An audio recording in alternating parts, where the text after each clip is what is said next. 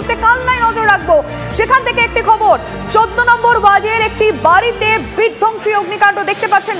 সেই 3 তলা বাড়ি এবং দমকলের 3 ইঞ্জিনের চেষ্টায় আগুন নিয়ন্ত্রণে এসেছে বলে এই মুহূর্তে আমাদের কাছে আপডেট আসছে। আগুন অনেকটাই নিয়ন্ত্রণে এসছে। বাড়িতে আটকে পড়েন বেশ কয়েকজন এবং বাড়ির একাংশ ভেঙে বাড়ির সদস্যদের উদ্ধার করতে হয় পুলিশকে। সেই ছবি আপনাদেরকে দেখাচ্ছি। দেখুন কি বিধ্বংসী আগুন। এই 3 তলা বাড়ির মধ্যে যারা বাড়ির সদস্যরা ছিলেন তারা কোনোভাবেই বেরোতে পারছিলেন না। সেই অবস্থায় পুলিশকে বাধ্য হয়ে বাড়ির একাংশ ভেঙে দিতে হয়েছে। বুঝতে পারছি রনিপা যে কি ভয়ানক একটা অবস্থা তৈরি হয়েছিল। দমকলের 3টে ইঞ্জিনকে আসতে হয় এবং তারপরে পরিস্থিতি নিয়ন্ত্রণে আসে।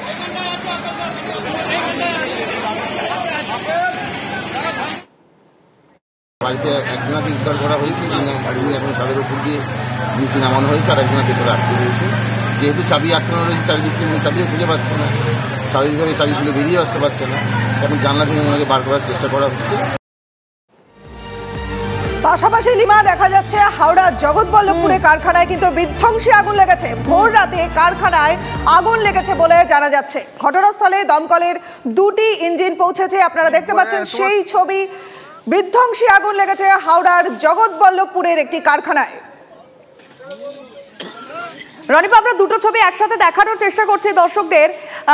একদিকে কালনা, যেখানে একটি বাড়িতে আগুন লেগেছে, এবং তারই পাশাপাশি আমরা জগৎবল্লভপুরের কারখানার ছবিও দেখাবো। আর আমরা জানি কারখানায় যেহেতু দাহ্য বস্তু প্রচুর মজুদ থাকে, যার ফলে আগুন ছড়িয়ে পড়ার আশঙ্কাও অনেকটা থাকে। আমরা দুটো ছবি এই মুহূর্তে আপনাদের দেখাচ্ছি। একদিকে কালনার যে 3 তলা বাড়িতে আগুন লেগেছিল, যেখানে বাড়ি ভেঙে সদস্যদের বের করতে হয়, এবং আরেকদিকে জগৎবল্লভপুর, যেখানে কারখানায় আগুন লেগেছে। দমকল এসে পরিস্থিতি নিয়ন্ত্রণে আনে দু জায়গাতেই।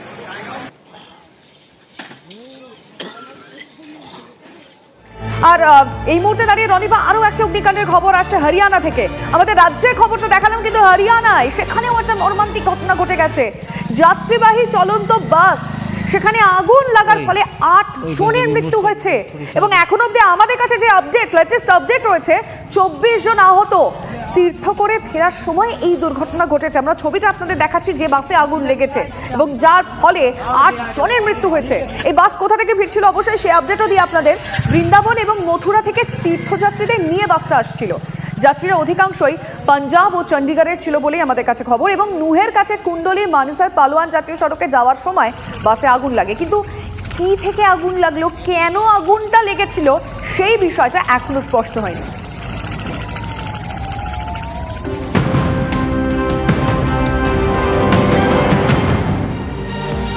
পাশাপাশি আরো একটা দুর্ঘটনার খবর। সরকারি বাস উল্টে দুর্ঘটনা ঘটেছে। মৃত 2, জখম প্রায় 20 জন। উত্তর দিনাজপুরের চাকুলিয়ার কানকি এলাকায় 31 নম্বর জাতীয় সড়কে দুর্ঘটনাটি ঘটে। জাতীয় সড়কের পাশে উল্টে যায় শিলিগুড়িগামী বাসটি এবং ঘটনাস্থলে 2 মহিলার মৃত্যু হয়েছে বলে খবর। আহতদের উদ্ধার করে স্থানীয় স্বাস্থ্য কেন্দ্রে নিয়ে যাওয়া হয় এবং কিভাবে দুর্ঘটনা ঘটলো তার তদন্ত করছে পুলিশ। আসে পরের খবরে। অনুমোদিত নকশার বাইরে বাড়ির কোনো অংশ তৈরি হলে তাকে দখলদারি হিসেবে মিউটেশনে নথিভুক্ত করতে হবে। কলকাতা পুরসভার এই বিজ্ঞপ্তি ঘিরে জোর বিতর্ক তৈরি হয়েছে, কারণ কলোনি এলাকায় জমি ঘিরে এই সমস্যা, আর যা নিয়েই ক্ষুব্ধ পুরসভার মেয়র পরিষদ। কলোনি এলাকার ভোটারদের ব্যবহার করে এখন ছুঁড়ে ফেলার চেষ্টা হচ্ছে, এমন অভিযোগে তৃণমূলকে নিশানা করেছে বিরোধীরা।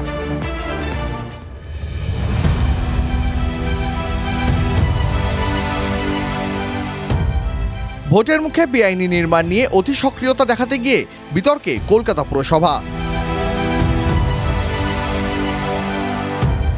বেআইনি নির্মাণ এবং নতুন নির্মাণে বেআইনি অংশ সংক্রান্ত বিষয় নিয়মবিধি চালু করার সিদ্ধান্ত ঘিরে জলঘোলা।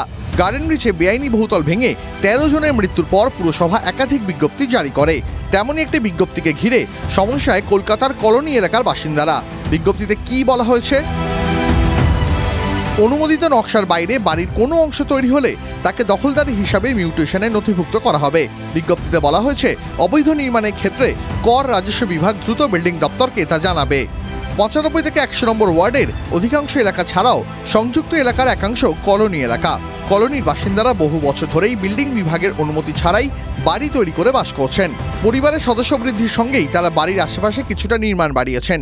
সেই নির্মাণ সংক্রান্ত বিষয়টি পুরসভায় বাড়ির সম্পত্তি রেজিস্ট্রেশনে হয়েছে। তাহলে নিজেদের সামান্য বাড়তি থাকা জমিতে কেউ যদি নির্মাণ করেন তাহলে কেন দখলদারি বলা হবে? বিজ্ঞপ্তিকে ঘিরে ক্ষুব্ধ কলোনির বাসিন্দারা। অত্যন্ত বাজে শব্দ, এখন মানেই তো হয় না। নিশ্চয়ই উদ্যোগ করার জন্য, হ্যাঁ, এটার জন্য আমরা নাহলে একটা মিটিং ডাকবো। গোটা দেশে সবথেকে বড় কলোনি রয়েছে যাদবপুর ও বিজয়গড়ে।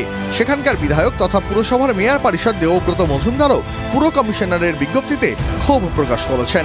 মানুষের কাছে অত্যন্ত আবেগের বিষয়। আমি একজন কলোনির বাসিন্দা, কলোনির প্রতিনিধি, বিধায়কও, কাউন্সিলরও। এই বিষয় নিয়ে আমরা কথা বলবো, এই নিয়ে আরও চিন্তাভাবনা করবার প্রয়োজন আছে বলে আমি মনে করি। পূর্বসূরীরা উদ্বাস্তু অবস্থায় দেশে এসে কোনো মতে মাথা গোঁজার ঠাঁই পেয়েছিলেন। তখন নিজেদের মতন করে ছোটখাটো বাড়ি বানিয়েছিলেন তারা, যার নকশা অনুমোদনের প্রয়োজন হতো না। হঠাৎ করে পুর কমিশনারের বিজ্ঞপ্তিকে ঘিরে সিঁদুরে মেঘ দেখছেন কলোনি এলাকার বাসিন্দারা। এই নিয়ে বিরোধীদের তোপের মুখে পড়েছে পুরসভা। দখলদার তো যারা বলছে তারা মানুষের ভোট দখল করে, ভোট জোর করে কেড়ে নিয়ে তারা আজকে সরকারে বসে মানুষকে দখলদার বলছে। এই দখলদার সাজাবার জন্য আপনারা কলোনি কমিটিগুলো দখল নিয়েছিলেন। কৈফিয়ত চাইবে কলোনির মানুষ।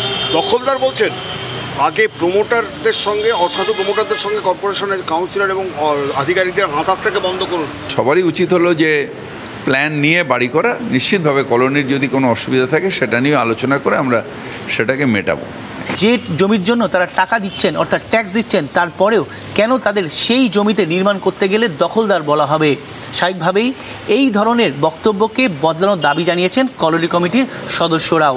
ক্যামেরায় চাঁদ মিয়ার সঙ্গে শান্ত ভট্টাচার্য, টিভি9 বাংলা, কলকাতা।